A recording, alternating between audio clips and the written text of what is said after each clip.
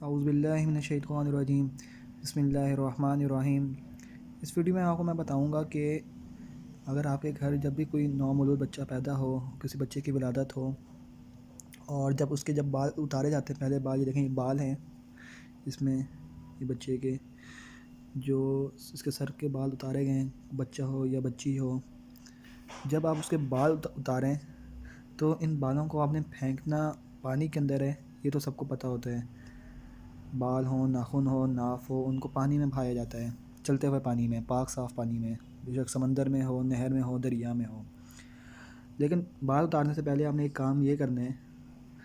کہ 41 مرتبہ سورۃ تغابن، 41 مرتبہ سورۃ تغابن کی 5 آیتیں پڑھ کر ان بالوں پر پھونک کر آپ نے ان کو پھینکنا ہے۔ سورۃ تغابن کی پہلی 5 آیتیں آپ نے 41 مرتبہ پڑھنی ہیں،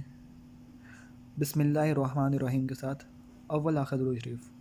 اول آخر درود شریف پڑھ کر آپ نے پانی پر پھونک مارنی ہے، سارے پئیں، اور اس جو بچے کے نومولود بچہ ہے اس کے جب پہلے سر کے بال اتاریں اس پر پھونک کر آپ نے چلتے ہوئے پانی دریا میں پھینک دینے ہیں۔ جزاک اللہ خیر۔